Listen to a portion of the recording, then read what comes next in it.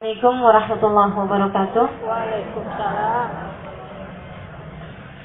Alhamdulillahirabbil alamin bihi nasta'in ala umurid dunya waddin. Wassalatu wassalamu ala asyrafil anbiya wal mursalin sayyidina wa maulana Muhammadin wa ala alihi wa sahbihi ajma'in. Subhanaka la ilma lana illa ma 'allamtana innaka antal alimul hakim. Rabbi shrah li sadri wa yassir li amri wahlul 'uqdatam min lisani yafqahu qawli, amma ba'd. Alhamdulillah, saudari-saudariku sekalian saya muliakan, seperti yang saya sampaikan di 2 minggu yang lalu, bahwasanya ini adalah pertemuan kita dengan kitab yang terakhir. Ya. Nanti tanggal 3 April artinya adalah Rabu pertama di bulan April, itu merupakan pertemuan terakhir kita selama tahun ini, dan karenanya nggak pakai kitab, ya, karena berbarengan dengan hari Isra dan Mi'raj. Jadi nanti tanggal 3 kita sekaligus penutupan, sekaligus Isra Mi'raj, dan juga menyambut bulan suci Ramadan. Gitu, insya Allah, mudah-mudahan sehat afiat, panjang umur, semuanya pada bisa hadir insya Allah buat penutupan tanggal 3 April nanti. Dan sekarang seperti yang tadi saya sampaikan akan menjadi penutupan untuk kitab kita, ya. Dan memang habisnya itu masuk ke bab yang besarnya, maksudnya yaitu kitab Shaum. Dan ini sekarang pas puasa itu, ya, pas puasa, jadi belum tahu ilmunya, tapi insya Allah langsung ke prakteknya. Insya Allah ilmunya sudah pada tahu juga kan selama ini. Baik teman-teman sekalian, kita akan bahas mengenai pembahasan yang terakhir di kitab zakat ini, yaitu orang-orang yang tidak diperkenankan zakat diserahkan kepada mereka. Siapa aja? Nah, ini akan kita bahas di pertemuan kali ini. Sebelumnya kita awali seperti biasanya dengan membaca niat belajar bersama-sama. Bismillahirrahmanirrahim. Nawaitu ta'allum wa ta'lim wan naf'a wal intifa' wal mudzakarah wat tadhkir wal ibadah wal istifadah wal hifdz 'ala tamassuk bi kitabillah wa sunnati rasulillah sallallahu alaihi wa alihi wa sallam. والدعاء إلى الهدى والدلالة على الخير ابتغاء مرضاته وقربه وثوابه وحسن الخاتمة عافية وصلاح العاقبة برحمتك يا أرحم الراحمين. إلى حضرة النبي محمد صلى الله عليه وسلم وعلى آله وصحبه وذريته وأهل بيته وسلم وجميع الأنبياء والمرسلين والكون أجمعين ونصوص سيدنا محمد الله بن عيسى وكيل مقدم محمد بن علي بعلوي سيدنا رحمة الله بن أبو بكر العيدروس فخر الوجود أشرف بن سالم ورسول مغفورين ثم رسائل بنات محمد الله بن الحداد أحمد بن زين الحبشي وعلي بن الحبشي ثم إلى روي صاحب هذا الكتاب الشيخ القاضي أبي شجاع الأصفهاني ورسول مغفورين ثم إلى رواية أربعة الأئمة المجتهدين ومقلدين في الدين علماء عاملين والمفسرين والقرآن مفسرين وسنة الصوفية المحققين أجمعين خصوصا الإمام الغزالي محمد بن محمد الغزالي الطوسي أن الله يغفر لهم ويرحمهم ويعلي درجاتهم في الجنة وينفعنا بركاتهم وأسرارهم وأنوارهم وعلومهم ونفاتهم في الدين والدنيا والآخرة. الفاتحة.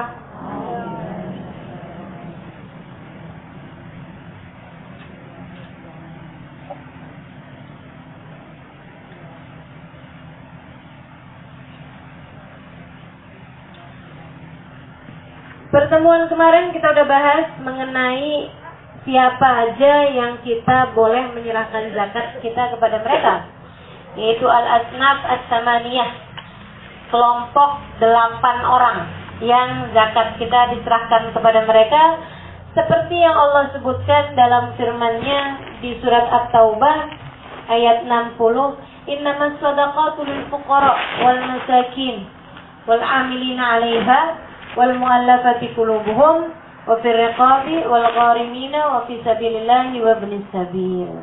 Ya, semuanya ada 8, yaitu fuqara, masakin, amilin 'alaiha, mu'allaf, riqab atau budak, gharimin orang yang punya utang, fi sabilillah yang berperang di jalan Allah, dan juga ibnu sabil yaitu musafir yang kehabisan ongkos. Mudah-mudahan nggak ada di antara kita yang termasuk di antara kelompok orang yang wajib dizakati, tapi insya Allah malah bisa bayar zakat. Gitu ya. Mudah-mudahan nih kita bisa jadi orang-orang yang bisa memberi kepada orang lain, karena memang tangan di atas lebih baik daripada tangan di bawah. Bahkan kalau misalnya kita termasuk di antara kelompok orang yang memang mungkin kurang sekalipun, sebaiknya teman-teman sekalian jangan pernah minta-minta. Jangan pernah minta-minta ya. Karena meminta-minta itu adalah perbuatan yang gak baik. Kata Nabi Muhammad, yaktilat nuktah sauda yaumal qiyamah. Ada satu titik di wajahmu di hari akhirat nanti setiap kali kamu minta-minta. Kebayang kalau peminta-minta di jalanan itu, mukanya kira-kira, kalau setiap kali minta satu titik hitam, kalau kemudian mintanya tiap hari, jadi nggak ada tersisa ya. Nauzubillah. Mudah-mudahan Allah SWT selamatkan kita semua dari merasa malu di hari akhirat, insya Allah. Dari rasa malu di hari akhirat, kalau ada yang kita minta, mintalah kepada yang punya. Siapa yang punya? Allah Subhanahu wa Ta'ala. Bahkan teman-teman sekalian, para kekasih-kasih Allah Subhanahu wa Ta'ala, sama Allah pun nggak mau minta dunia. Sama Allah nggak mau minta dunia. Mintanya apa?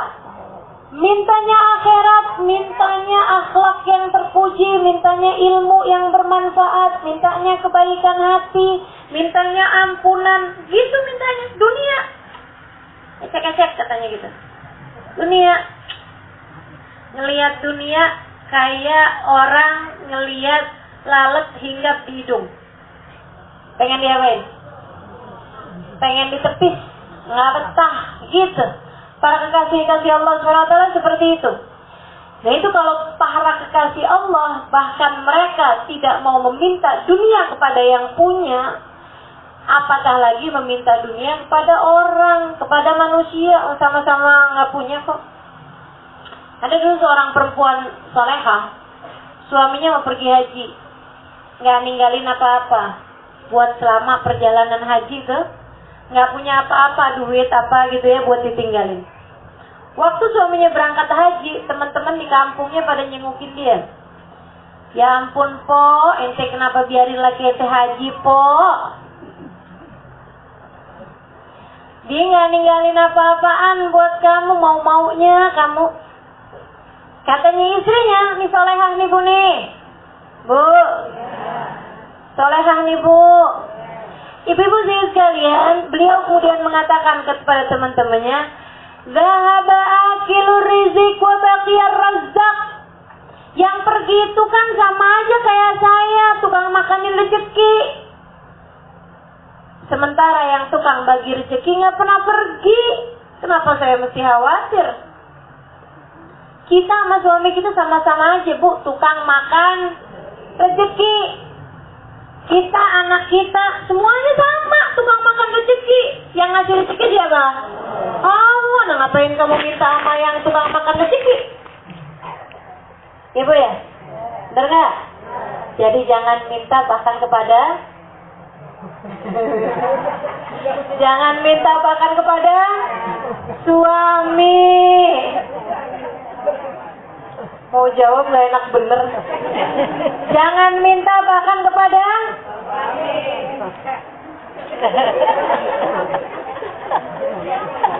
Ustazah, kalau suami kagak diminta Ustazah nggak bakalan dikasih, karena ibu demen minta selama ini. Kalau ibu nggak demen minta selama ini, suamimu akan ngasih nggak pakai diminta? Nggak pakai diminta dia ngasih. Kenapa selama ini dia nggak ngasih kalau nggak diminta? Karena ibu sebelum waktunya udah minta duluan. Kebiasaan. Jadi dibikin dirimu jadi semacam alarm. Pemberitahuan. Mana pemberitahuannya paling ini banget ya, kalau mak-mak tuh ya. Katanya anak-anak itu loh, alarm paling bagus adalah ibu. Minta bangunin jam 7. Dia bangunin jam 6 sambil bilang jam 8. Bener banget, mama emang begitu. Betul nggak? Anak bisa bangun jam 7 nih. Mah, lagi nggak sholat nih, mantar bangunin jam 7 ya mah ya. Gitu kan, malam-malam bilangnya. Iya nak, ntar bangunin. Masih jam 6, buruan jam 8 loh. Kedubrakan tuh anak bangun, ya Allah, ya Allah. Ada yang begitu? Mana orangnya? Baik teman-teman sekalian, sekarang kita akan bahas. Jadi jangan suka minta-minta, Bu. Jangan suka minta-minta. Kita insya Allah bisa jadi orang yang selalu memberi tanpa harus minta-minta, insya Allah. Wa khamsatun la yajuzu daf'uha ilaihim.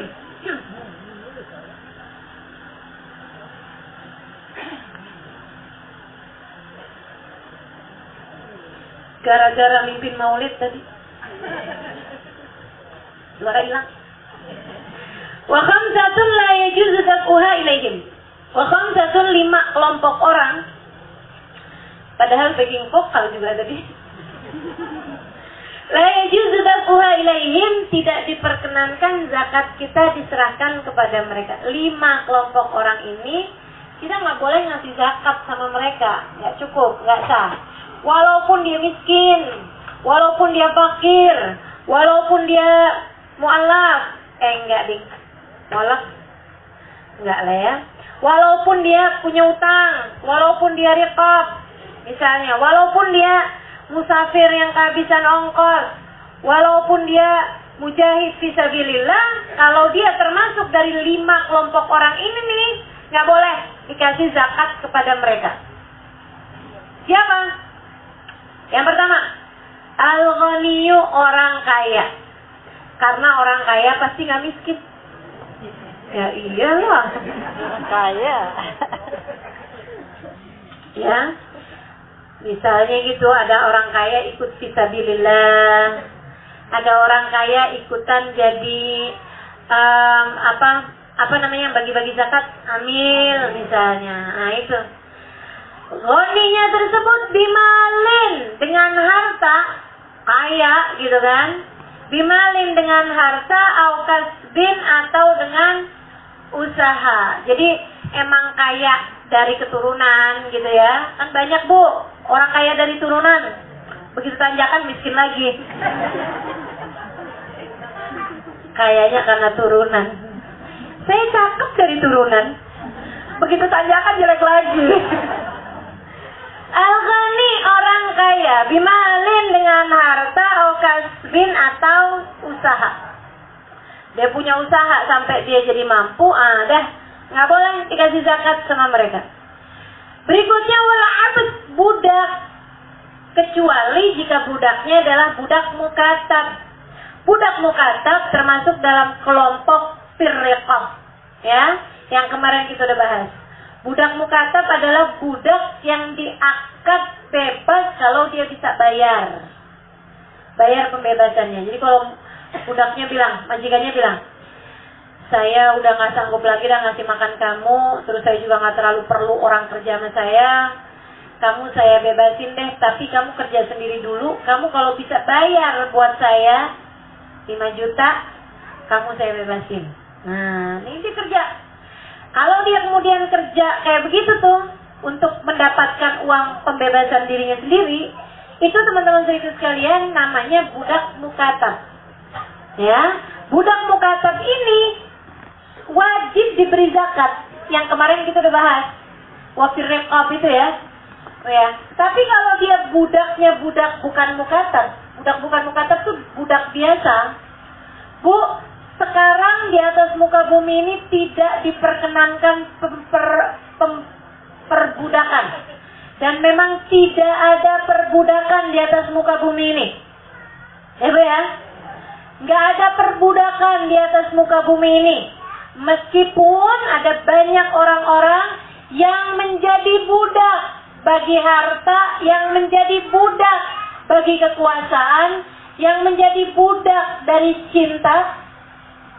Demi yang dia cinta, dia akan melakukan apapun aja. Termasuk nih anak-anak gadis nih. Ada yang demi cintanya kepada seorang laki-laki, ketika pacarnya kemudian meminta dia untuk memberikan harga dirinya, dia pun kemudian mau memberikan harga dirinya kepada laki-laki tersebut. Ini namanya budak. Budak apa? Budak cinta. Nanti bilang sama dia tuh, kamu makan tuh cinta. Ibu suka ngomong marahnya kan gitu tuh. Ya Allah bu, itu nyesel. Orang kayak gitu kan dikuasain sama setan. Ya, jadi budaknya setan akhirnya. Naudzubillah min dzalik. Mudah-mudahan Allah selamatkan kita semua. Jadi teman-teman sekalian, perbudakan udah nggak ada. Zaman sekarang nih, udah nggak ada perbudakan. Kalau ibu-ibu lihat ada perbudakan, misalnya gitu ya, lo mau beli orang nggak? Ada yang nawarin. Maksudnya gimana? Iya nih ada budak nih jual, lo mau nggak? Misal gitu. Itu mesti dilaporin sama polisi. Gitu, nggak boleh kayak begitu. Atau misalnya ada orang yang memperbudak orang lain. Ada orang kerja di rumahnya orang, misalnya gitu ya. Dia selama kerja di rumahnya orang tersebut nggak digaji, malah disiksa, dikasih makan kayak binatang, laporin. Biar orang kayak gini dimasukin ke penjara, penjaranya sendirian, nggak usah dikasih makan, terus ditaruhin tikus banyak-banyak. Aduh, sebelnya saya orang-orang kayak gitu ya. Ya Allah, naudzubillah min dzalik. Mudah-mudahan Allah hidupkan empati dan simpati di dalam hati kita, dengannya kita merahmati semua hamba-hambanya Allah Subhanahu wa ta'ala. Begitu ya.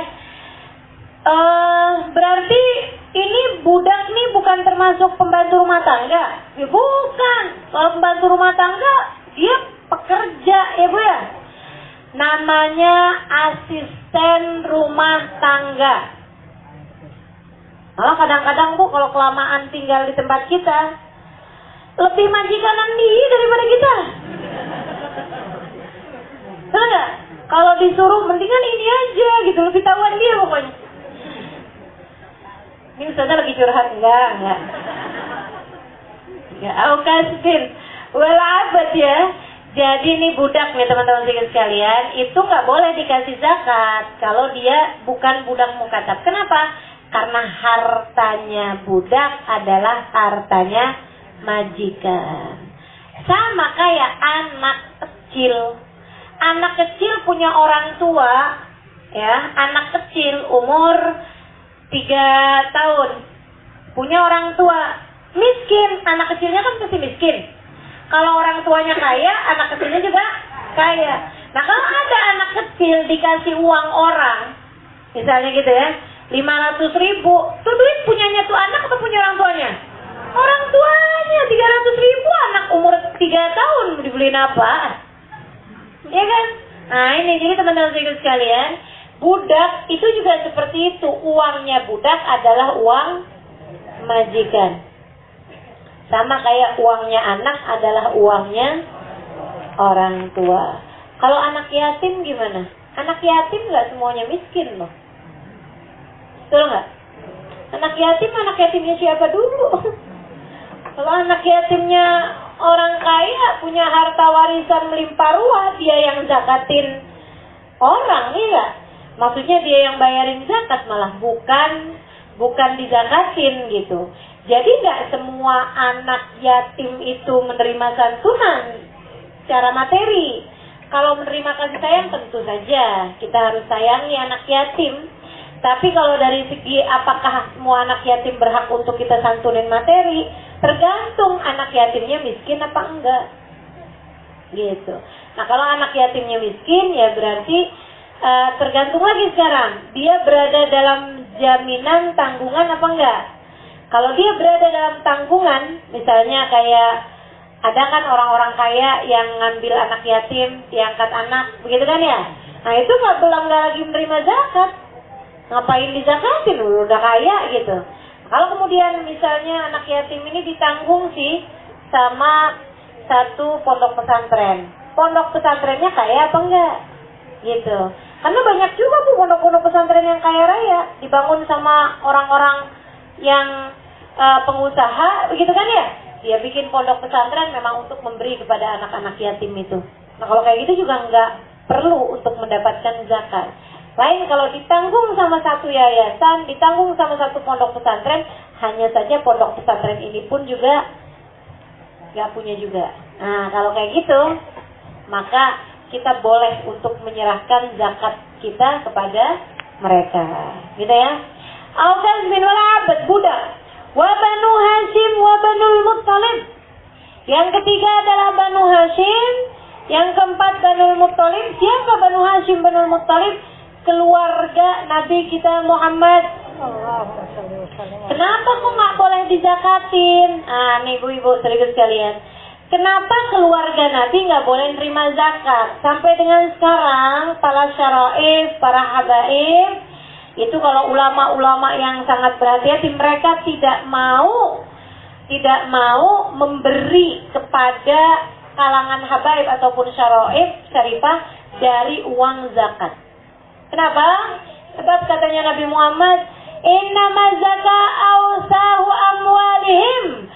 Sesungguhnya zakat itu adalah kotorannya harta.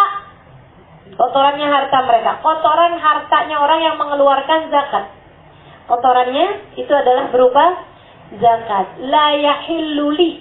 Enggak halal bagiku wala li ahli. Dan tidak halal kepada keluargaku. Enggak halal buat Nabi, enggak halal buat keluarga Nabi. Enggak pantas. Masa Nabi dikasih zakat? Betul gak? Nggak pantas. Ibu-ibu bayangin kalau ada Sayyidah Fatimah. Pantas gak kalau kamu kasih zakat sama Sayyidah Fatimah? Walaupun Sayyidah Fatimah miskin, pantas gak kamu kasih zakat? Nggak pantas. Pantasnya dikasih apa? Hadiah, teman-teman sekalian. Sedekah aja nggak pantas. Pantasnya hadiah. Karena walaupun beliau miskin, pasti kemiskinannya ada pilihan. Pasti kemiskinannya adalah pilihan. Andai mereka mau kaya, pasti Allah sudah akan menjadikan mereka kaya raya. Gitu teman-teman sekalian. Sama halnya zaman sekarang juga kayak begitu. Gak usah Sayyidah Fatimah teman-teman sekalian. Hubabah Bahiyah tuh, orang mau bangunin dia rumah istana kalau beliau mau. Tapi beliau gak mau. Paksa sama orang-orang. Udah yang lagi bangun. Di mana Hubabah, jalan apaan? Di kuburan. Ane lagi bangun di kuburan. Ya ampun Hubabah, kita pengen bangunin dong di atasnya tanah nih, biar kelihatan gitu Hubabah ada rumah besar gitu. Kita kan malu, Hubabah Bahiyah seorang ulama tinggal di negeri kami, tapi rumahnya kecil, yang paling kecil di antara kita semua. Kita punya banyak duit, pengen bangunin Hubabah rumah. Kata Hubabah Bahiyah, ngapain kalian bangunin saya rumah? Bentaran doang saya tinggalinnya. Jauh lebih penting bagi saya untuk membangun tempat yang bakalan lama saya tinggal di dalamnya. Masya Allah. Apatah lagi Sayyidah Fatimah. Maka teman-teman sekalian, orang-orang seperti mereka ini nggak pantas. Jangan kata zakat, sedekah nggak pantas. Pantasnya apa? Hadiah. Hadiah aja bingung. Teman saya tuh waktu ketemu sama Bu Bahiyah, dia bilang, Bapak, saya pengen ngasih hadiah. Bapak apaan ya? Saya mau ngasih uang Bu Bapak. Kata Bu Bapak, nggak usah. Ada tuh saya yang kemarin masih ada tuh, saya mau kasihin sama orang lagi bingung nih siapa yang mau saya kasih. Quran Bu Bapak, Quran. Emang saya baca berapa Quran yang itu masih ada loh, dari Habib siapa gitu sebutin. Anak gak akan mau tuker Quran itu sama Quran kamu. Gila. Tasbih Bapak, nih tasbih saya dari Habib Fulan bin Fulan. Kalau gitu Bapak saya kasih tasbih buat Bapak, yang itu buat saya enak aja. Ini tasbih dari Habib Fulan bin Fulan. Aduh. Kain Bapak, saya mau kasih kain. Nggak usah, baju masih bagus. Jadi saya mau ngasih apa Bapak? Kamu mau bantuin saya, kata Bapak? Iya Bapak, mau saya, pengen bantuin Bapak. Apa Bapak yang bisa saya bantu? Kalau kamu mau bantuin saya, maka ringankanlah hisab saya, jangan kasih apa-apa sama saya. Itu orang zaman sekarang, meninggal beberapa bulan yang lalu. Terus kamu mau mikir sahabat-sahabat Nabi pada rebutan warisan. Terus kamu mau mikir bahwa Sayyidah Fatimah ada nuntut harta warisan dari Sayyidina Abu Bakar. Kemana otakmu? Lama-lama saya marah nih. Jadi teman-teman sekalian, Banu Hashim Banul Muttalib, keluarga Nabi Muhammad SAW, nggak pantas dikasih zakat. Karena zakat itu adalah harta kotor.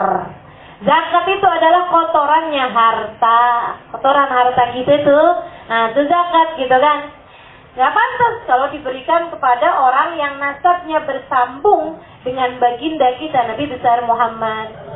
Tapi jangan gara-gara nggak bisa dikasih zakat, kamu nggak kasih apa-apa sehingga mereka menjadi orang-orang yang paling tidak mampu di antara masyarakat. Ini juga nggak benar teman-teman sekalian. Jadi tuh kalau para pengusaha, para orang-orang soleh, para alim ulama, biasanya mereka ada hitungannya. Kalau mau ngeluarin zakat, nah, mereka keluarkan zakat dari harta mereka, mereka keluarin hadiah dari harta mereka. Hadiah inilah yang nanti akan mereka berikan kepada para dzurriyyah Nabi besar Muhammad sallallahu alaihi wasallam. Gitu. Berikut sekalian saya muliakan. Meskipun apakah zaman sekarang ini masih berlaku atau tidak, itu ada khilaf di antara ulama. Karena begini, dulu di zaman hidupnya Nabi sampai Khulafaur Rasyidin, sampai ke zamannya, masa sesudahnya Sayyidina Umar bin Abdul Aziz, masa sesudahnya khilafah, sesudahnya Nabi Muhammad SAW, itu para dzurriyyah Nabi Muhammad SAW, keturunan Nabi, keluarga Nabi, teman-teman sekalian, mereka dapat namanya khumusil khumus. Apa itu khumusil khumus? 1/5 dari 1/5-nya harta Baitul Mal. Jadi itu orang Islam kan punya kas negara. Kalau negara ditanganin sama Islam, gitu ya, itu negara tuh punya kas negara kan. Makanya ada bendahara negara itu kan ngatur kas negara. Kalau kita tuh apa tuh namanya? Milik negara. Apa sih namanya? UMN. BUMN, Badan Usaha Milik Negara. Tapi itu kan hanya badan usaha ya, bukan hartanya semuanya kan, bukan uang yang mereka punya kan, gitu loh. Nah itu negara tuh selalu punya kas negara gitu loh. Teman-teman sekalian, si kasnya negara ini itu ada pembagiannya dalam Islam. 1/5 buat ini, 1/5 buat ini, 1/5 buat ini, 1/5 buat ini. Dibagi per 5. Nah 1/5 yang terakhir ini dibagi 5 lagi. Dibagi 5 lagi, salah satunya buat semua dzurriyyah Nabi Muhammad SAW. Gitu sekalian. Nah, di banyak negara yang lain nggak punya kas negara. Di tempat kita di Indonesia ini yang bahkan mayoritasnya Muslim sekalipun, nggak ada aturan Baitul Mal diberikan kepada para habaib ataupun para syaraif. Kan nggak ada aturannya kan?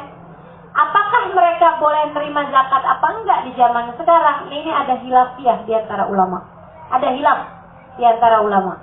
Berikut sekalian, salah satu dari yang mengatakan bahwa boleh habaib, syaraif menerima zakat ketika tidak adanya Baitul Mal. Ketika tidak adanya Baitul Mal, kas negara, salah satu yang berpendapatnya adalah Syekh Ahmad Zaini Dahlan.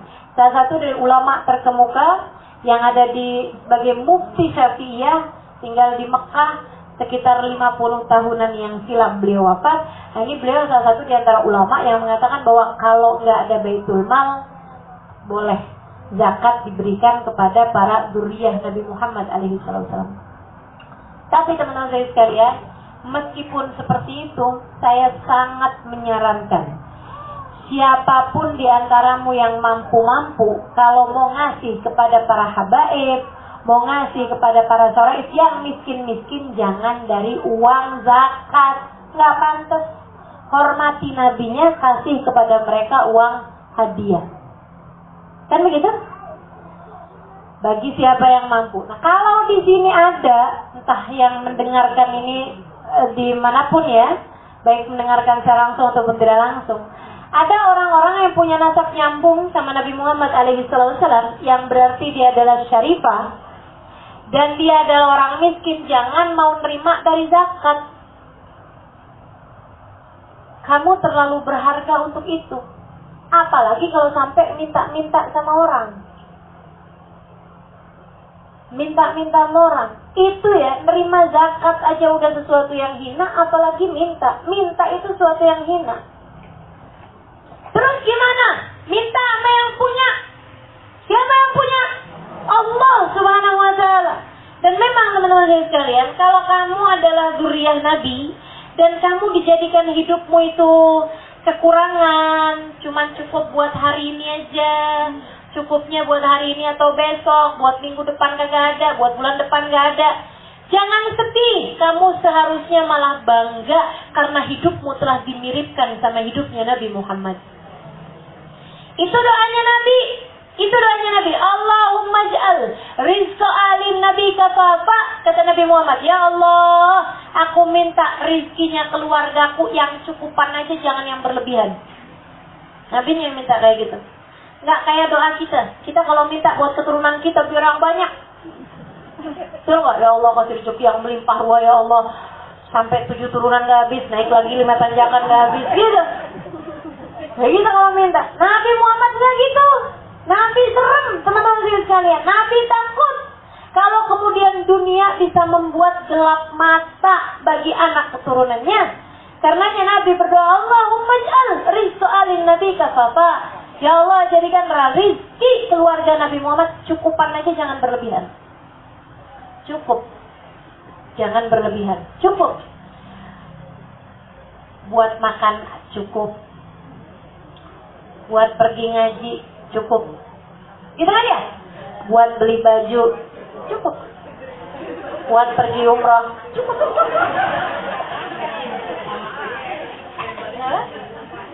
Iya, cukup semuanya enak. Mau anak kawin cukup. Ngawinin anak cukup. Cukup semuanya. Itu kan yang enak, rezeki itu kan yang begitu.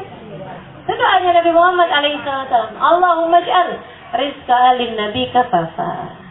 Jadi teman-teman sekalian saya muliakan, kalau sekali lagi nih ya, kalau kamu adalah orang yang nasabnya nyambung sama Nabi, maka jangan pernah mau minta dari zakat. Saya sarankan untuk aziz, afif, jaga diri, jaga kehormatan yang telah Allah SWT berikan kepadamu. Jangan pernah mau minta-minta dari orang semiskin apapun dirimu.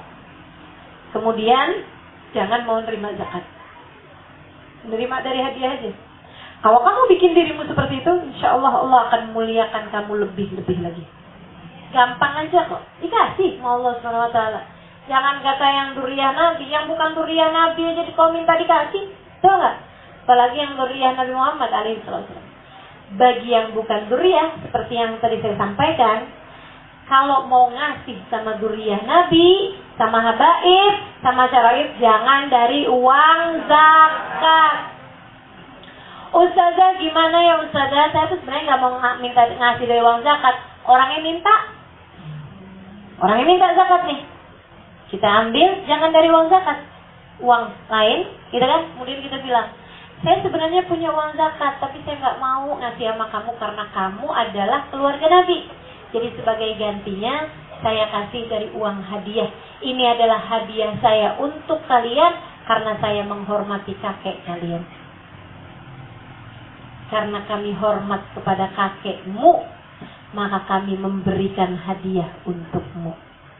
Itu teman-teman sekalian, nilai pahalanya gak tanggung-tanggung. Teman-teman sekalian saya muliakan, saya ingat saya pernah cerita, tapi nggak apa-apa, kayaknya ibu-ibu banyak yang lupa. Enaknya cerita sama ibu-ibu kan gitu kan? Dulu nggak tahu, sekarang lupa. Jadi cerita kapan aja bisa. Abdullah ibn Mubarak alaihi ridwanullah janjian pergi haji sama temen-temennya di kampung sebelah, di daerah lain. Misalnya gitu ya, Abdullah bin Mubarak dari Bogor, janjian sama temen-temennya mau berangkat pergi haji, temen-temennya dari Jakarta, misalnya gitu. Abdullah bin Mubarak sendirian tuh yang dari Bogor. Hari itu udah janjian mau berangkat nih sama teman-temannya, beliau pun siap-siap. Dinaik-naikin gandum, dinaikin perbekalan buat selama di sana zaman itu ya, naik unta gitu kan. Udah rapi-rapi, baju-baju semuanya dinaikin, termasuk uang untuk selama berada di sana. Uang dinar udah disiapin sama Abdullah bin Mubarak untuk perjalanan pergi haji selama berpuluh-puluh hari tersebut itu. Berangkat, waktu duha berangkat nih Abdullah bin Mubarak. Di tengah jalan, sedikit sekalian saya muliakan, tengah jalan nih, ngelewatin gurun pasir. Abdullah bin Mubarak baru mikir, ya ampun, lapar beneran nih. Tadi belum sarapan, berangkat habis subuh. Ini mau nyampe tempatnya palingan siang, naik unta, Bu. Biar kata Bogor Jakarta kalau naik unta. Misal Bogor Jakarta itu, naik unta, ibu tahu unta kan? Lama bener. Allah. Jadi akhirnya Abdullah bin Mubarak mikir gitu kan, ini gimana caranya ya, lapar, nyari-nyari kayak warung-warung atau tempat makan gitu, nggak ada, sepanjang jalan gurun-gurun pasir. Lapar ya, kenapa nggak mikir tadi buat makan dulu gitu, atau bawa makanan bukan bahan makanan, kan nggak mungkin nyemilin gandum, dia masa mau nyemilin beras gitu kan, nggak mungkin. Jadi akhirnya di tengah jalan gitu dia ngelihat ada satu rumah sendirian di tengah gurun pasir. Abdullah bin Mubarak pun kemudian bertandang ke rumah tersebut. Tok pintu, Assalamualaikum. Assalamualaikum. Dibukain nama seorang anak. Akhirnya dari dalam ada suara perempuan, masuk, silakan masuk aja. Masuk nih Abdullah bin Mubarak. Ada perempuannya keluar sesudah rapi-rapiin pakaian dia, maksudnya tertutup auratnya, ini apa, kelihatan cuma matanya gitu ya. Dia bilang, "Fadhalu, ada perlu apa nih Pak, maaf." Dia bilang, "Saya ini musafir mau pergi haji, tapi saya baru ingat kalau saya belum makan, belum sarapan. Kalau ibu punya makanan gitu, maksudnya saya akan sangat berterima kasih kepadamu kalau ibu bisa memberikan kepada saya juga makanannya." Gimana ya? Ada anak kecil-kecil gitu. Keciuman baunya masakan gitu ya. Maksudnya dari ada tungku di situ di belakang tuh ada masakannya. Kata ibunya, "Pak, kalau bapak mau haji berarti bapak pasti muslim kan?" "Ya iyalah. Masa saya nggak muslim pergi haji? Hajinya kalau bukan orang Islam nggak ke Mekah ibu ya." Jadi dia bilang, "Kemana Bu?" "Kenapa?" Jadi dia bilang, "Saya mau pergi haji, pastinya saya muslim. Gini Pak masalahnya, yang lagi dimasak itu ada tuh makanan kalau bapak keciuman.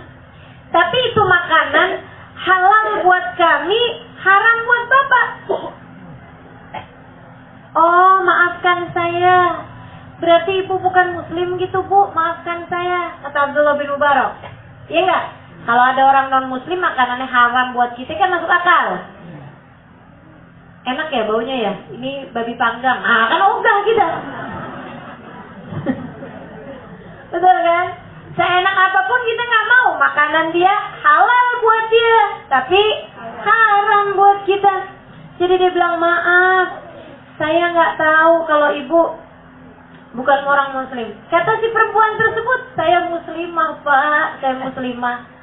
Anak-anak saya juga alhamdulillah ya, pastinya muslimah gitu kan. Bahkan bukan hanya muslimah, tapi saya adalah seorang syarifah." Maksudnya nasabnya nyambung sama Nabi Muhammad alaihissalam. Termasuk juga anak-anak saya juga seorang sayyid, seorang syarif. Karena saya punya suami juga adalah seorang habib. Nah terus Bu, ada makanan halal buat ibu, halal buat ibu dan anak-anak, tapi haram buat saya, gimana ceritanya? Kalau sama-sama muslim, sama-sama muslimah, tapi kok bisa ada makanan halal buat mereka tapi haram buat Abdullah bin Mubarak? Kan nggak mungkin. Jadi dia pun cerita. Dia bilang, gini nih Pak, saya punya suami meninggal 2 bulan yang silam. Dia bilang harta warisan yang dia tinggalkan tidak seberapa dan sudah kami habiskan untuk biaya makan. Beberapa hari yang lalu pas habis. Mulai kemarin nih udah nggak ada lagi makanan yang bisa kami makan. Beras udah nggak ada, gandum nggak ada, apapun nggak ada. Dan mereka nggak punya juga barang-barang buat bisa dijual, nggak ada juga. Dia bilang anak saya udah kelaparan dari kemarin. Cuman saya mesti tahan-tahanin aja. Saya kasih minum, saya kasih apa gitu yang kecil-kecil. Pokoknya sampai saya kelonin, bolak-balik bangun lagi, saya kelonin lagi gitu. Cuman tadi pagi saya nggak tega ngeliat anak saya nangis mulu. Akhirnya kemudian kakaknya yang paling besar, si abang, saya bilang, Bang cari ke bang makanan apaan ke bang di luaran sana bang. Gitu. Dia pun kemudian pergi, pulang-pulang bawa bangkai kambing, bangkai unta. Jadi ada unta di tengah jalan mati. Unta kan buat nganterin ibu ya. Tahu-tahu mati. Kan masa kita yang nganterin unta? Bukan unta yang nganterin kita. Jadi ditinggal begitu aja sama pemiliknya kan. Diseret-seret lah tuh unta. Dia bilang tuh yang bapak cium baunya itu unta pak, tapi bangkai. Kalau buat kami ini yang kalau nggak makan bisa mati, sudah dalam keadaan darurat kami boleh makan. Walaupun kami memang belum makan. Belum ada yang makan nih, masih baru dimasak tadi ini. Dia bilang tapi kalau bapak nih kan mau pergi haji, belum sampai dalam keadaan lapar yang kalau nggak makan mati. Gitu loh. Jadi bapak ini belum halal tuh makanan buat bapak, tapi sudah halal buat kami. Abdullah bin Mubarak tercengang, bengong. Ya ampun, saya mau pergi haji sunnah, yang wajib udah pernah. Abdullah bin Mubarak udah pernah haji wajibnya. Saya mau pergi haji sunnah. Habisnya haji, saya akan pergi ke Madinah buat ziarah makam Nabi. Tapi di sini ada cucu Nabi yang bahkan sampai mau makan haram karena nggak ada makanan. Nggak bener nih saya nih. Umat macam apa saya ini? Abdullah bin Mubarak kemudian keluar. Bu, ngambilin gandumnya, uangnya, semuanya. Bu, ibu buang si masakan bangkai unta tadi. Ibu ganti aja. Nih bu, silakan masak gandum saya yang mau jadi bekalan haji. Ini juga nih bu nih uangnya buat ibu. Kalau ini habis, gandum habis, apa habis nih, bekal makanan habis, silakan ibu belanja pakai duit ini. Masih juga dicatetin alamat Bor Kacang 4. Nih bu, nanti kalau uang ibu habis, bahan makanan ibu habis, saya minta tolong biar anak ibu datang ke rumah kami. Ini alamat rumahnya. Kalau saya belum keduluan nyampe ke rumah ibu buat ngirimin bekal makanan. Kalau kelamaan nih, misalnya gitu, ibu samperin rumah saya. Anak ibu suruh jalan ke kampung saya. Tapi insya Allah sebelum itu mudah-mudahan Allah kasih hidayah taufik sama saya. Insya Allah sebelum anak ibu datang, saya udah akan kesini duluan buat ngasih sama ibu dan keluarga. Akhirnya bu nggak jadi haji. Nah duit hajinya kagak ada. Pulang Abdullah bin Mubarak nggak jadi haji tahun itu ibu-ibu sekalian. Dah sampai si ibu itu girang bener dong. Anak-anaknya semua alhamdulillah ya Allah, alhamdulillah. Emang doa nih pasti Allah ijabah. Alhamdulillah, makasih ya Allah, makasih ya Allah, makasih ya Rasulullah gitu. Oh bisa tuh ada orang lagi pergi musafir ibu ya, pas di depan rumah mereka pas lapar. Kalau aja nggak karena kelupaan sarapan kan nggak tahu Ada seorang syarifah di situ yang sampai mau makan haram dari laparnya, dari nggak ada bekal makanan di sana. Jadi sekalian dia pulang, nggak jadi nih perginya nih, nggak jadi pergi hajinya. Sampai setelah sekitar 40 hari, sebulan sesudah itu, dia dengar kabar, Abdullah bin Mubarak dengar kabar bahwa teman-temannya yang di Jakarta, di kampung sebelah tadi itu ya, itu udah pada pulang pergi haji. Jadi Abdullah bin Mubarak, yaudah deh aneh nggak haji, seenggaknya aneh jengukin orang pulang haji, lumayan. Ada bau-baunya masih gitu. Bau nggak mandi berapa hari. Jadi disamperin nih sama Abdullah bin Mubarak. Abdullah bin Mubarak berangkat, di tengah jalan turun di rumahnya si ibu itu yang kemarin itu juga ya. Kemudian beliau kasih bekal makanan ini apa, berangkat tuh ke kampung orang sana itu. Sampai di sana Abdullah bin Mubarak nyalamin yang pulang haji dong. Haji mabrur, sa'i maskur, tijaratun lan sabur. Mereka bilang, kamu juga Abdullah bin Mubarak, haji mabrur, sa'i maskur, tijaratun lan sabur. Kata Abdullah bin Mubarak, aneh kemarin nggak jadi haji. Habis itu ada orang ketemu orang lagi, haji mabrur. Ante juga Abdullah bin Mubarak, haji kamu mabrur. Aneh nggak berangkat tuh kemarin. Pergi lagi Abdullah, ente udah panggil-panggil tuh di Arafah. Kenapa nggak jawab-jawab? Ada lagi yang bilang, aneh ketemu waktu kamu di Mekah, di Masjidil Haram. Aneh bilang-bilangin ente lagi pas inian sholat depanan. Aneh nggak haji. Ada yang lihat dia di Tawaf, ada yang lihat dia di Mina, ada yang lihat dia di Arafah, ada yang lihat dia di Ihram gitu dia bilang. Kenapa kamu jengukin kami Abdullah bin Mubarak? Bukannya kamu juga pergi haji barengan sama kita? Gimana ceritanya sih ini? Banyak bener kayaknya yang mirip sama saya. Terus sekalian Abdullah bin Mubarak pulang. Begitu nyampe di rumah malam hari istikharah, minta petunjuk sama Allah. Ya Allah, saya nggak pergi haji, tapi kok banyak bener yang ngelihat saya di sana. Pengen tahu dong kenapa begitu. Tidur, Bu. Istikharahnya lain sama kita ya, Bu ya. Kita istikharah kan pengen tahu usaha bisa laku apa kagak. Kalau buka toko di sana bisa laris apa enggak kan gitu ya. Kalau Abdullah bin Mubarak aneh gitu. Kenapa dia nggak pergi haji tapi semua orang seperti melihat dia di tanah suci. Akhirnya malam hari itu Bu, namanya ulama Bu ya, orang soleh Bu ya, yang memang hatinya Masya Allah luar biasa, sampai milih buat nggak pergi haji, hanya ingin memberi hadiah kepada Syarifah dan seluruh keluarganya tersebut. Jadi dia pulang malam hari itu dia bermimpi. Apa yang dia mimpiin? Nabi Muhammad datang padanya. Nggak tanggung-tanggung. Nah dia kerjain itu karena Nabi Muhammad yang samperin. Nabi Muhammad nyamperin dalam rangka apa Bu? Dalam rangka mau terima kasih.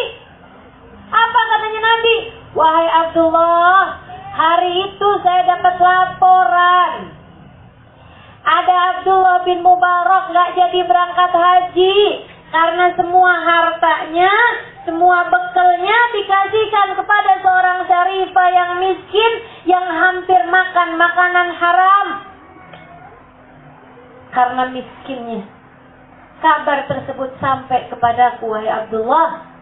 Saya pun segera angkat tangan bilang sama Allah, ya Allah, gantikan balas buat Abdullah bin Mubarak balasan yang cukup untuk membalas kebaikannya dengan kedermawananmu ya Allah. Allah terima doa saya Abdullah. Tahun ini ada 10 malaikat haji dengan wajahmu. Ke-10-10-nya pahala hajinya akan dicatatkan kepadamu. Di pahala hajinya 10 malaikat, tawafnya, ininya, itunya segala macam, semuanya dicatatkan kepada Abdullah bin Mubarak. Jadi Abdullah bin Mubarak dari tahun ini sampai hari kiamat kata Nabi. Bukan cuman dari tahun itu doang, bukan. Dari tahun ini Abdullah sampai hari kiamat 10 malaikat haji dengan rupamu, catatan haji mereka akan diserahkan kepada amal ibadahmu, buku catatan amal ibadah. Masya Allah, Masya Allah. Kayak gitu tuh. Kayak gitu teman-teman sekalian. Maka ya emang ada kemuliaan lebih dari kita berkhidmah kepada, kita memberi kepada para ahlul bait Nabi Muhammad alaihi salam. Terutamanya jika mereka adalah orang yang afif, orang yang aziz, yang gak suka minta-minta. Gitu kan?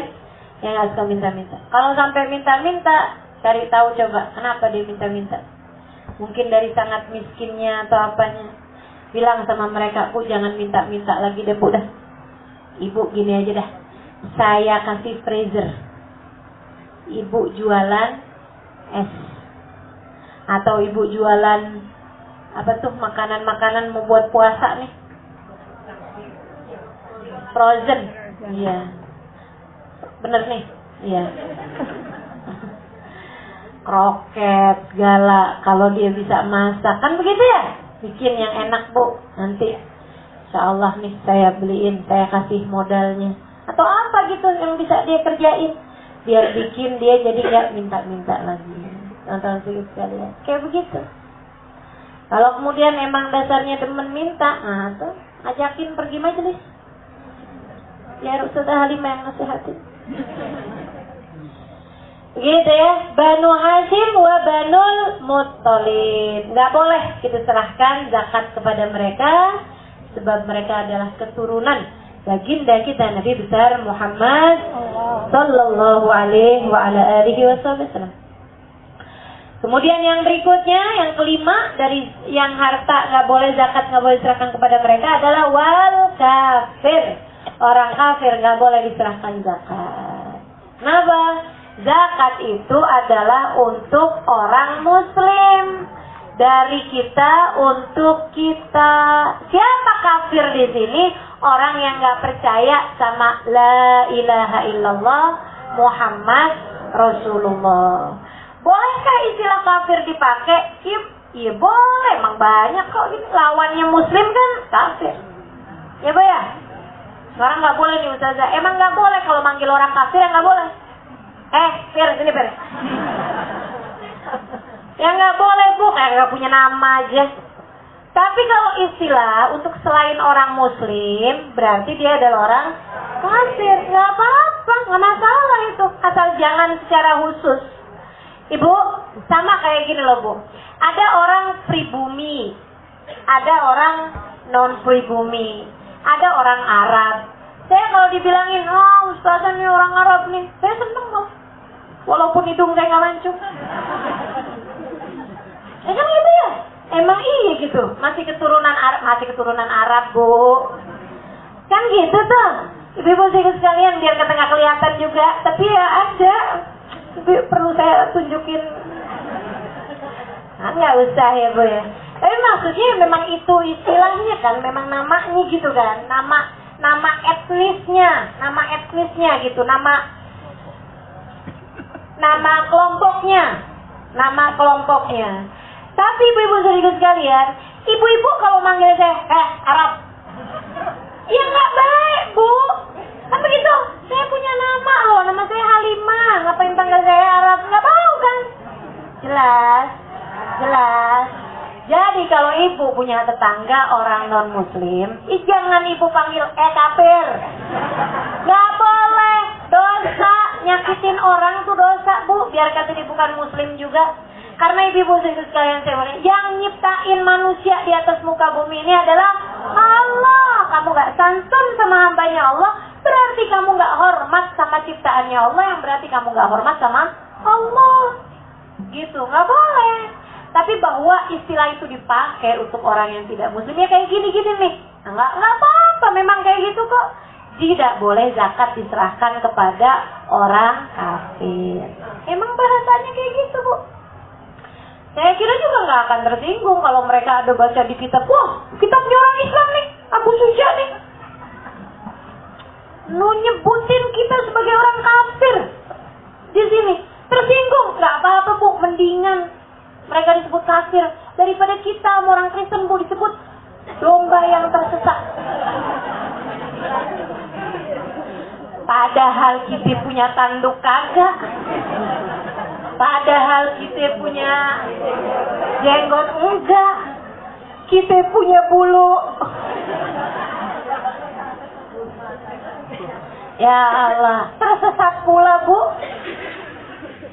Ya Allah. Jadi ibu-ibu sekalian, apakah saya tersinggung ketika kemudian orang Kristen membahasakan bahwa kalian adalah domba yang tersesat? Bodoh amat.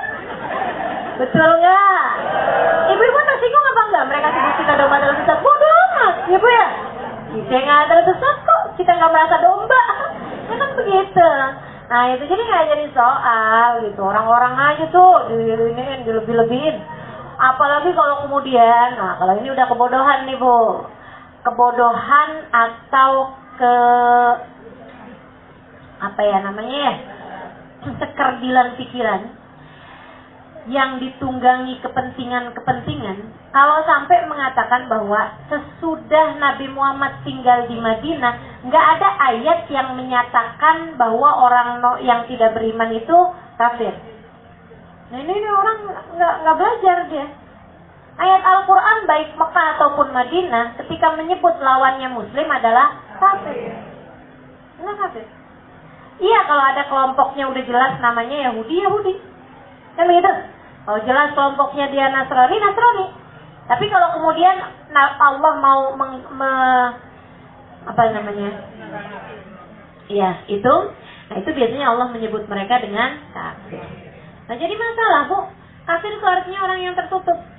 Kita aja ibu-ibu sekalian, kalau kita tidak mensyukuri nikmat, itu Allah menyebutnya kafir kok. La in syakartum wala in inna azabi. Kalau kalian syukuri, kata Allah, bakal aku tambahi. Kalau kalian kafir terhadap nikmat tersebut, apa artinya kafir? Ketutup hati kamu dari mensyukurinya. Kamu melihat hidup kamu sengsara, mulu gak pernah mensyukuri nikmat. Itu katanya Allah kafir kamu. Kamu gak bisa melihat pemberian-pemberian aku, hatimu tertutup dari kebaikan, kamu kafir. Wala in kafartum inna adabi. Sungguhnya adabku sangat pedih. Itu ibu-ibu sekalian. Nah, jadi gak ada masalah sama istilah kafir. Mudah-mudahan Allah SWT jadikan kita muslim yang sejati insyaallah. Amin. Wa man talzamul muzakkin nafaqatuhu la yatfa'uha ilaihim bismil fuqara wal masakin. Orang yang bayar zakat tersebut wajib ngasih nafkah sama dia. Nggak boleh zakat diserahkan kepadanya dengan nama fakir ataupun miskin. Siapa yang wajib dinafkahi? Istri. Suami nggak boleh. Saya tahun ini wajib bayar zakat sebanyak 10 juta. Jadi yang 2 juta saya kasihin sama kamu. Zakat saya ya, kamu kan miskin.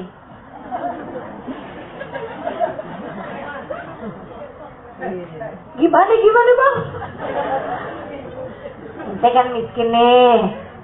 Jadi aneh mau kasih zakat. Nanti kamu beliin deh tuh buat baju, beli baju. Beli baju dari duit zakat dia. Ini orang nggak sah zakatnya ya. Jadi yang namanya zakat tidak boleh diberikan kepada orang yang kita wajib memberi nafkah kepadanya. Siapa yang kita wajib memberikan nafkah kepadanya? Suami wajib ngasih nafkah istri. Istri nggak wajib ngasih nafkah suami, bahkan ketika suaminya miskin sekalipun dan istrinya kaya raya sekalipun. Ada istri kaya raya, duitnya miliaran, suaminya miskin, papa nggak punya papa, misalnya gitu. Terus istrinya nggak mau ngasih nafkah sama suaminya, misalnya kayak gitu ya, nggak apa-apa, nggak dosa, cuman zalim.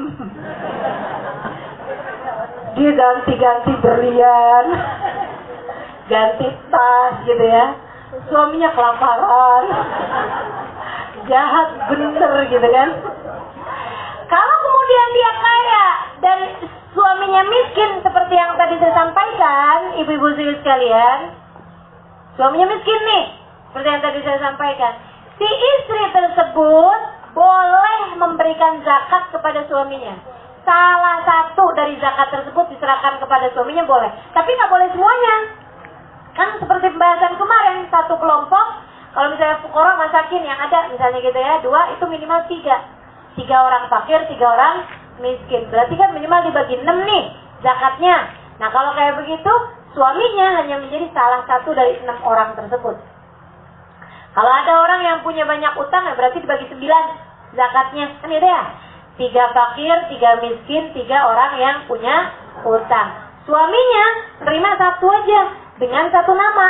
Kalau suaminya punya utang juga, bisa dapat 2 gitu. 1 atas nama orang miskin, 1 lagi atas nama orang punya utang. Gitu, tapi nggak boleh. Zakat kamu tahun ini berapa? 100 juta, bang. Orang kaya kan? Orang kaya. Zakatnya 100 juta, udah kasihin aneh semua deh. Aneh kan miskin. Gak bisa kena. Jadi hanya bisa menerima itu tadi ya. Ya, 1/3 itu tadi, 1/6 berarti kalau ada beberapa kelompok orang. Atau 1/9 kalau ada 3 kelompok orang. Nah teman-teman saya sekalian, itu buat istri.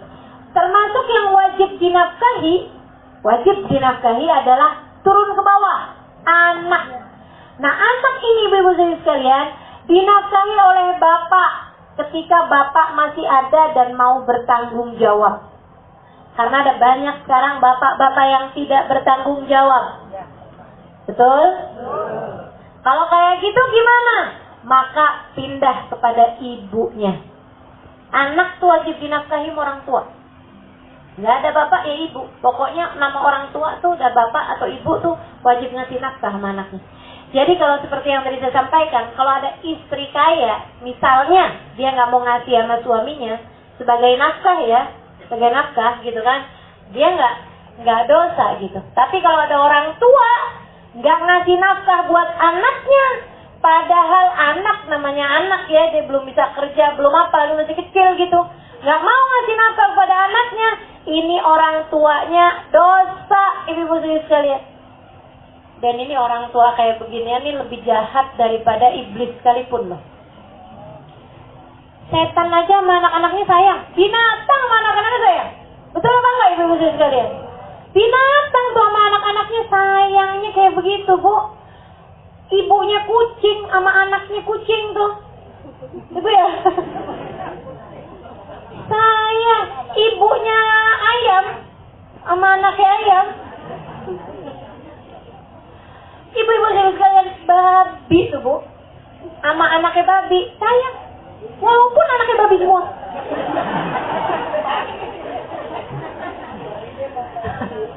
Anaknya babi semua, dia tetap sayang dia babi.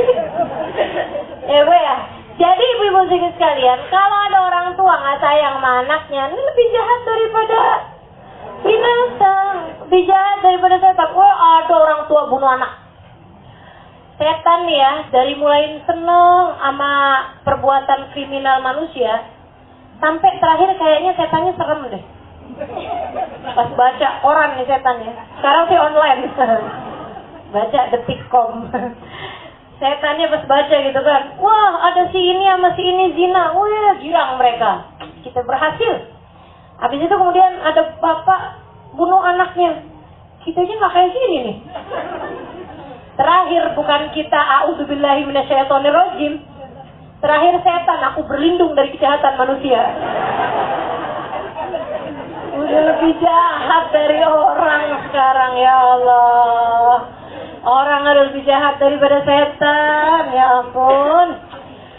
La ilaha illallah. Jadi sekali lagi ya, orang tua nggak bisa ngasih zakat sama anaknya karena anak wajib ditanggung nafkah. Sebaliknya juga ke atas. Jadi yang namanya zakat itu ke samping, yaitu istri ya, suami kepada istri. Ke bawah, yaitu anak-anak. Ke bawah lagi nih, misalnya anaknya meninggal dunia, ninggalin cucu. Cucunya masih kecil-kecil, si anak nggak punya harta warisan. Itu yang wajib ngasih nafkah kepada si cucu siapa? Kakek, nenek. Ya, wajib ngasih nafkah. Bolehkah zakat diberikan kepada mereka? Nggak boleh. Itu kan anak yatim. Iya, tapi nggak boleh. Kenapa? Karena kakek nenek itu wajib memberikan nafkah kepada cucunya di saat anaknya sudah tidak ada. Demikian pula ke atas. Siapa itu ke atas? Orang tua kita. Kita punya orang tua, nggak boleh kita kasih zakat, nggak santun, nggak sopan. Mah, ini zakat saya ya, Mah, tahun ini, Mah. Terus kamu gimana, nak? Ya, Mama kan miskin, jadi saya kasih zakat, Nah. Curhaka. durhaka ini ya namanya ya. Nggak boleh, orang tua nggak boleh kita kasih uang zakat. Uang sedekah boleh apa nggak boleh. Orang tua kok kamu mau kasih sedekah? Orang tua kasihnya apa? Hadiah. Hadiah atas jasa dan kebaikan mereka kepada kita. Yang kata Allah, anishkurli wali walidayni. Gitu. Termasuk juga ke atasnya lagi, atasnya orang tua, yaitu kakek nenek. Kalau memang mereka nggak mampu, maka kita tidak diperkenankan memberikan zakat kepada mereka karena kita wajib memberikan nafkah kepada mereka. Wa man talzamul muzakin abaqad la yatawilahim bismil fuqara wal masakin wallahu a'lam bissawab. Jelas semua ya? Insyaallah. Baik, ada beberapa pertanyaan, tolong jangan ditambahin lagi. Assalamualaikum Ustazah, setiap tahun saya dan keluarga bayar zakat fitrah berarti ini ya, di masjid dekat rumah, tapi seperti tradisi masjid akan memberikan zakat kepada semua penduduk di sekitar masjid dan keluarga saya suka dapat berupa uang dan beras. Yang ingin saya tanyakan, satu, sebaiknya saya kemanakan pemberian masjid tersebut? Biasanya saya kasih ke pengemis yang datang ke rumah, boleh, begitu boleh, ya. Tapi lebih baik lagi kalau kamu di saat masjid tersebut itu memberikan zakat kepadamu, kamu bilang, maaf, saya enggak wajib menerima zakat.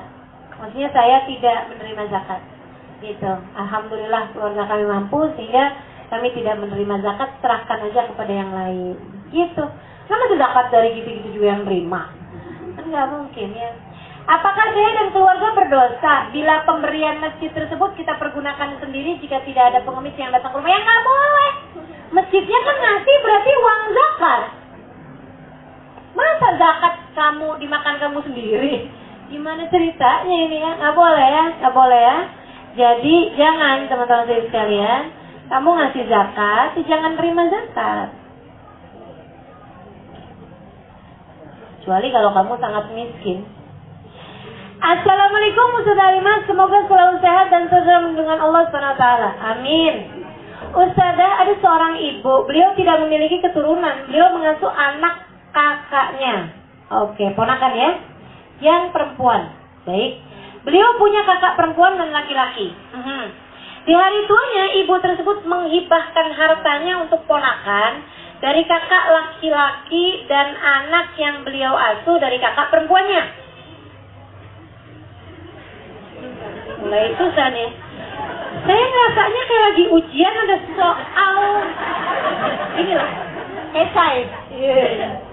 Coba ya ibu-ibu bantuin saya jawab. Tapi karena ponakan dari kakak laki-laki itu tidak mau, hanya mendapatkan setengah harta, merasa kurang, jadinya dua ponakan ini saling tidak akur. Bagaimana saran dari Ustazah untuk masalah ini? Karena saya sedih, keluarga saya jadi renggang. Jazakumullah Ustazah. Nih Bu, dia kan ngasih sama anak yang dia angkat dong, iya kan? Gitu. Dan sekarang nih ada ponakannya lagi yang dia nggak angkat anak, yang laki-laki nih, dari saudara yang laki, dikasih juga tapi nggak sebanyak yang anak angkatnya tadi. Dia nggak terima. Kalau nggak terima kayak begitu, dia kan nggak wajib juga uangnya diserahkan kepada, dihibahkan kepada ponakannya. Mestinya bilang kayak begini, kamu nggak terima, nak dikasih segini, ya udah deh saya nggak jadi ngasih. Gituin. Nggak jadi ngasih deh nak, saya maaf ya nak ya, saya mau ngasihnya ke anak yatim, ke sedekahin ke pondok pesantren, sedekahin kemana-mana. Kayaknya jauh lebih benar saya kalau sedekahin kepada mereka daripada saya kasihin ke kamu, akhirnya kamu jadi kayak begitu. Udah ya nak ya, saya nggak jadi ngasih ya. Gituin. Dia pasti yang nggak apa-apa deh. Gitu. Ya saran saya seperti itu. Jadi gimana nih, keluarga udah terlanjur renggang nih. Ya dinasehatin aja, kasih tahu sama anak itu.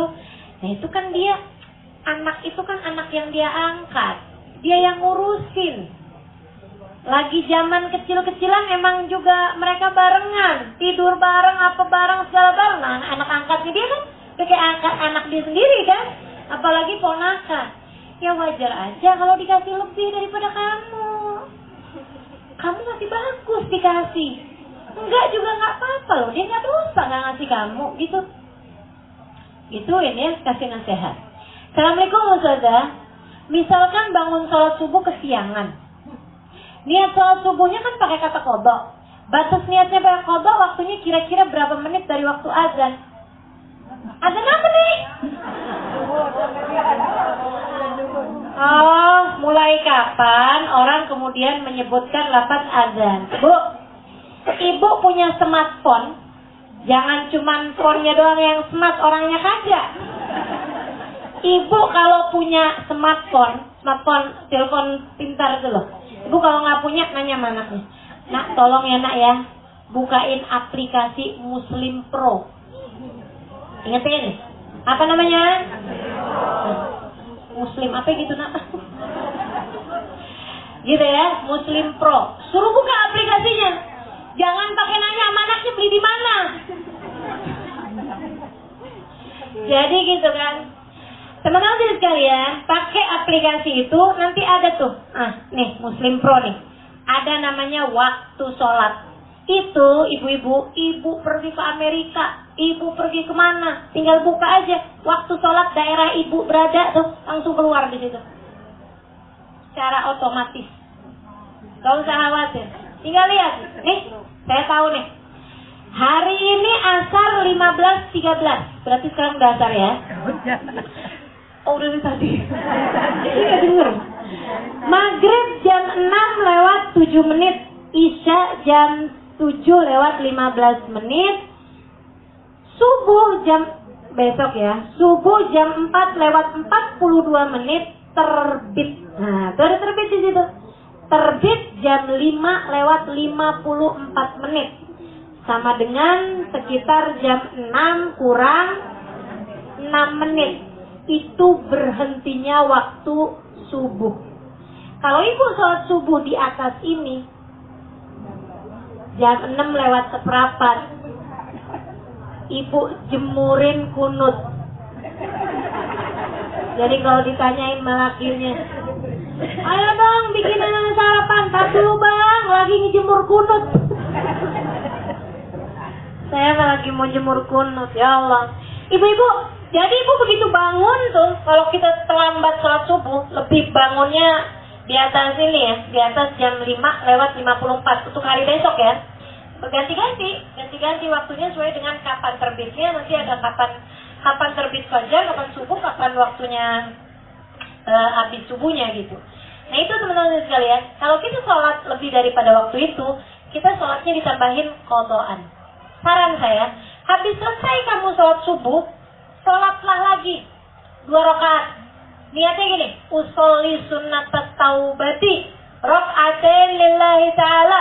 Ya Allah, saya niat sholat taubat karenamu ya Allah 2 rakaat. Habis sholat angkat tangan, ya Allah malu ya Allah, hari ini ngejemur kunut ya Allah. Malu saya ya Allah.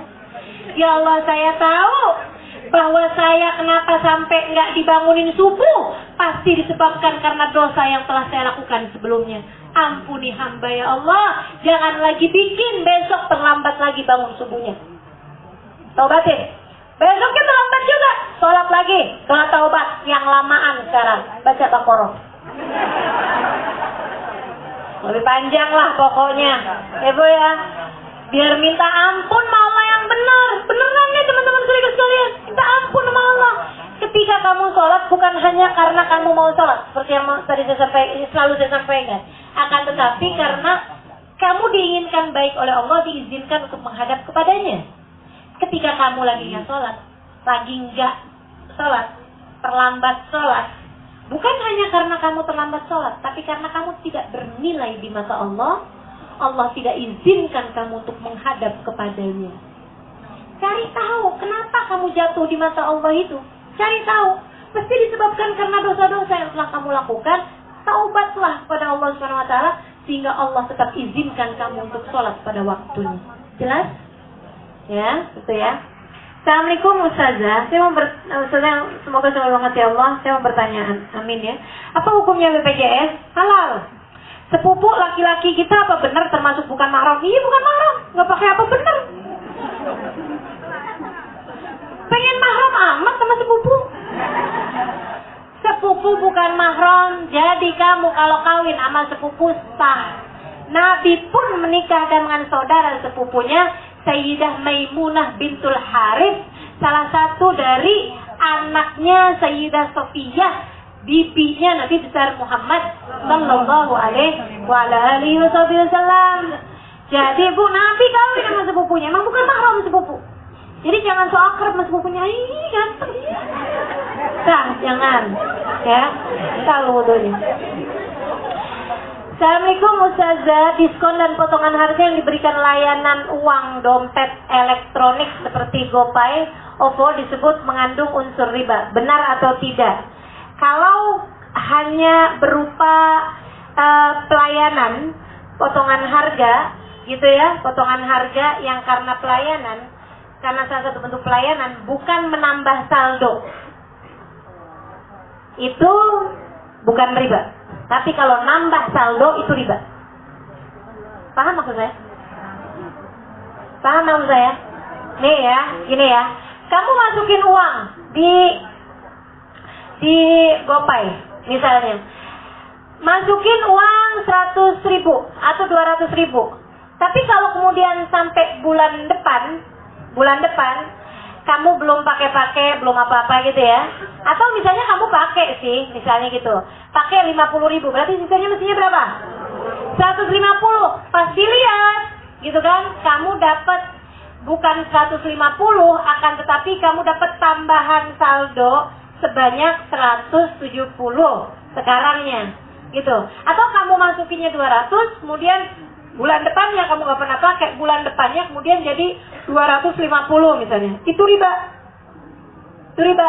Karena kelebihannya uang apa dong kalau bukan uang riba? Gitu kan? Kullu qardin jarranapan fahuwa riba.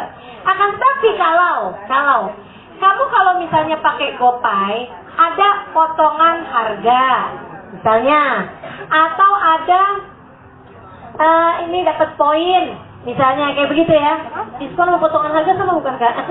Iya, diskon atau potongan harga sama, ditambah ada poinnya misalnya. Kalau dapat poinnya nanti kamu bisa pakai lagi buat apa, misalnya gratis apa, makanan apa. Nah itu teman-teman sekalian, itu namanya servis pelanggan.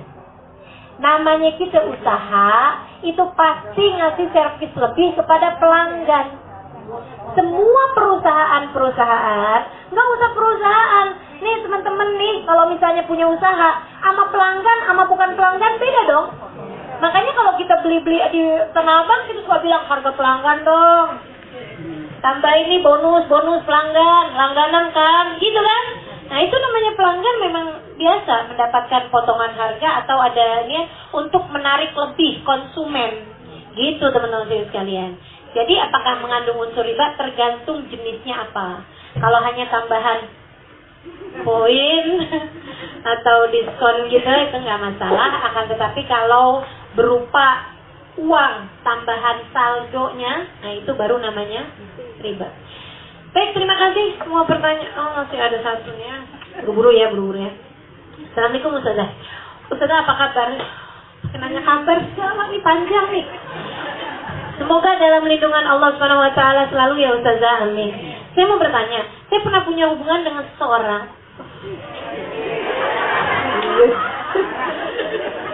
Saya pernah punya hubungan dengan seseorang yang waktu itu mengaku duda. Saya mencium bau-bau. Tapi setelah beberapa tahun ternyata saya tahu kalau ternyata belum bercerai. Padahal saya kenal kakak dari pria ini, tapi sepertinya menutupi dan baru memberitahu kalau memang belum sah cerai. Istrinya pernah telepon saya dan marah-marah. Sekarang saya putuskan untuk berpisah dengan laki-laki ini. Dan saya pernah dengar Ustazah ceramah kalau punya salah harus minta maaf, agar Allah juga memaafkan kita. Pertanyaannya, apakah saya harus mencari istri pihak bikin masalah? Iya, mau bikin masalah. Apakah saya harus mencari istri pihak tersebut untuk minta maaf? Gak usah. Gak usah. Kenapa Ustazah? Ngapain bikin masalah? Kamu gak salah apa-apa apa kok itu ya? Iya kan ya? Nggak salah apa-apa gitu. Nanti jadi panjang. Waduh, ntar nanti di viral. Nggak usah. Ya, minta maaf sama Allah Subhanahu wa Ta'ala. Bukan minta maaf karena ngerebut suami orang, Bu. Minta maaf karena pacaran. Pacaran tuh sama duda, sama suami orang sama-sama haram. Halo? Kamu pikir kalau pacaran sama duda kagak haram gitu? Haram sama aja. Sama suami orang haram, sama duda haram gitu kan. Jadi nggak usah pacaran, saya nggak usah. Gimana caranya kawin? Ya Allah, Bu. Nih tanya sama mama nih, emang kawin sama pacarnya? Bukan, banyakannya Ibu ya. Emang kawin sama pacar pertamanya? Enggak. Assalamualaikum, Ustazah mohon doanya untuk anak saya akan ujian nasional bulan depan. Yuk kita bacain Fatihah untuk keluarga kita yang sedang sakit-sakit. Mudah-mudahan Allah angkat semua penyakitnya, insyaAllah. Kita semua, mudah-mudahan Allah SWT berkahi Rajab, berkahi Syaban, berkahi Ramadan. Dimudahkan semua urusan-urusan kita, insyaAllah. Ini hati syifa, sehat semua, insyaAllah. Sampai kepada bulan Lebaran nanti, sampai puasa, sampai Lebaran, sampai terusnya, insyaAllah. Mudah-mudahan Allah SWT karuniakan sehat wal afiyah buat kita semua yang hadir di tempat ini, dan juga buat kaum kerabat kita, saudara-saudari kita yang sedang berada dalam keadaan kurang sehat. Anallaha yashfina ajilan la yughadiru saqaman wala alama ila hadratin nabi. Al-Fatihah. A'udzu billahi minasyaitonir rajim. Bismillahirrahmanirrahim. Alhamdulillahirabbil alamin.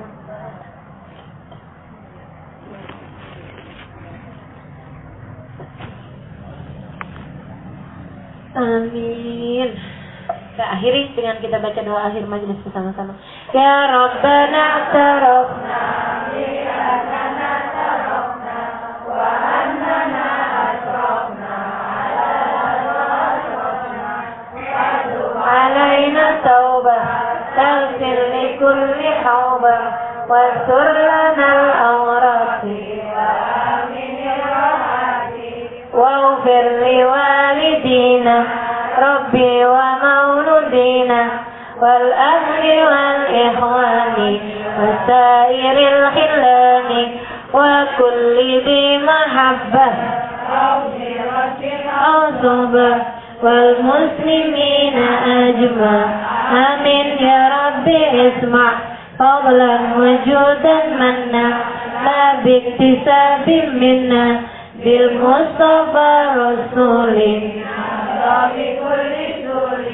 Salla wa sallam Rabbi Adal Habib wa alihi wa sahbi dan tashi sahbi walhamdulillahi bil bad'i wa tanani walhamdulillah bilang subhanakallah bihamdik asyhadu an la ilaha illa anta astaghfiruka wa atubu ilaik subhanakallah bihamdik asyhadu an la ilaha illa anta astaghfiruka wa atubu ilaik subhanakallah bihamdik asyhadu an la ilaha illa anta astaghfiruka wa atubu ilaik Fatiha bil qabul wa kulli surah ma mawsa syambahi rabbatin al-fatihina bil qulubana qalibana mal huda wa tuqal afafal mina wa ridha wal yakin yaftan sarifin wa yahsimna bil husna wa huwa radin anna fi khairin wa afiyah. Kita doakan Kak Emma beserta seluruh keluarga, Ustazah Fatimah Asjaf beserta seluruh keluarganya, anak, mantu, cucu, suami, semoga selalu berada dalam rahmat ridha Allah SWT, panjangkan umurnya, disehatkan badannya, dimudahkan urusannya, dikabulkan hajatnya. Dan saya juga alim-alim terus mohon doakan, mudah-mudahan Allah SWT kabulkan hajat, mudah-mudahan Allah SWT mudahkan seluruh urusan, disehatkan seluruh keluarga juga insyaAllah. Ala hadihin niyah bikuniyah salihah jami'ah syamilah la hadratin Nabi Muhammad sallallahu alaihi wasallam. Al-Fatihah.